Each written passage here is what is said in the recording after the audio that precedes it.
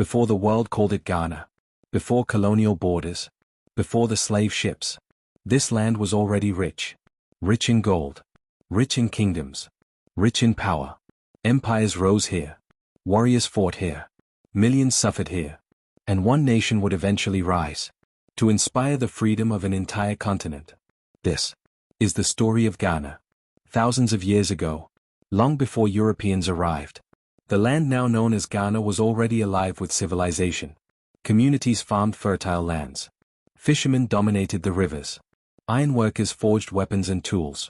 Trade routes connected kingdoms across West Africa.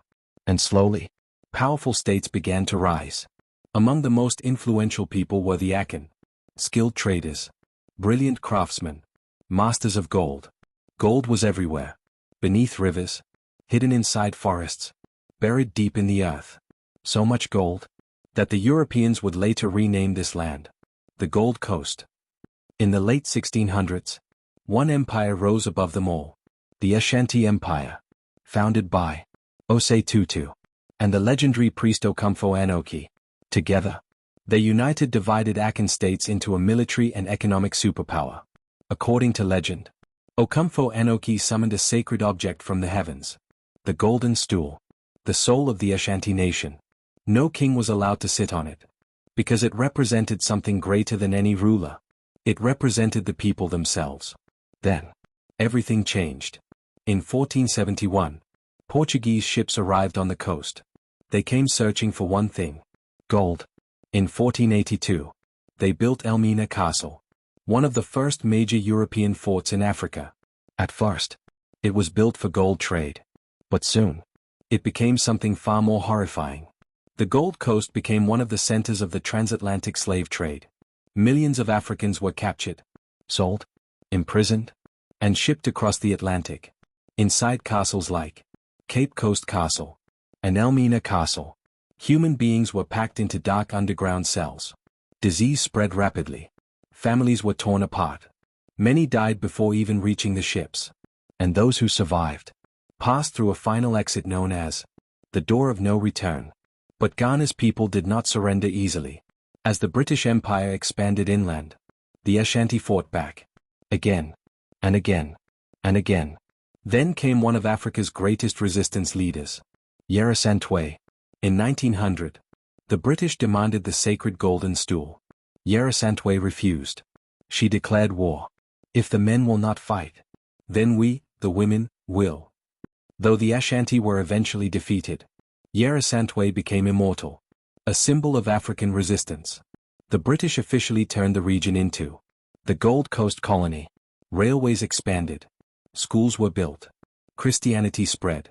But colonialism came at a cost. Resources were extracted. Africans were politically excluded.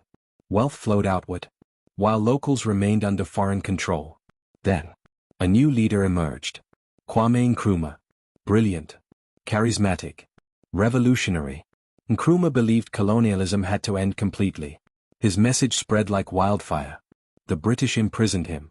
But the people only supported him more. Elections were held. And Nkrumah's movement won. On March 6, 1957, history changed forever. The Gold Coast became Ghana, the first black African colony south of the Sahara to gain independence. Real Nkrumah quote: "The independence of Ghana is meaningless unless it is linked with the total liberation of Africa." Ghana's victory inspired liberation movements across the continent. Africa had awakened. Nkrumah dreamed of a modern industrial Africa. Roads expanded. Schools multiplied. Massive projects transformed the nation. But economic troubles grew. Political opposition intensified. And in 1966, Nkrumah was overthrown in a military coup. Ghana entered decades of instability. Military governments rose and fell. Corruption spread. Economic hardship deepened. But Ghana would rise again. In 1992, democracy returned. Elections became peaceful. Power changed through ballots instead of bullets. Today, Ghana stands as one of Africa's most respected democracies. A nation shaped by gold, resistance, pain, revolution, and hope. From ancient kingdoms to slave castles, from colonial rule to independence, Ghana's story is not just African history. It is human history. A story of survival. A story of resistance. A story of rebirth. If you love African history, like and join the journey for more stories like this.